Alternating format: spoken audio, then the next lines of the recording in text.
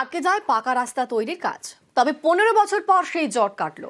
উত্তর দিনাজপুরের গ্রামে অবশেষে তৈরি হবে পিচের রাস্তা। দুদিকে চাষের জমি, মাঝখান দিয়ে গ্রামের রাস্তা।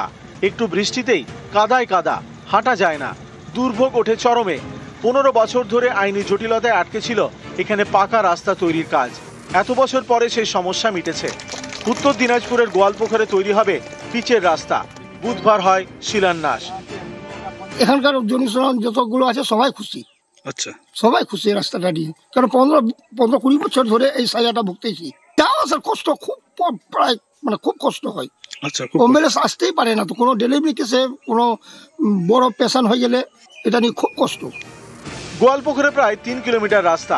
এই রাস্তা পাকা করার জন্য বছর 15 আগে কাজ শুরু হয়।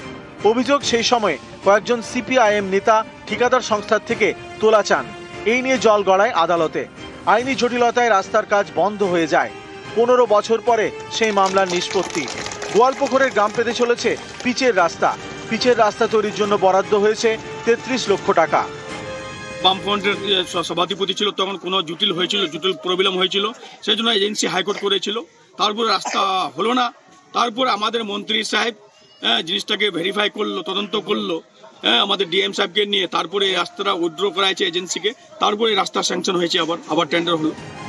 উত্তর দিনাজপুর থেকে চঞ্চল মোদক, নিউজ 18 বাংলা।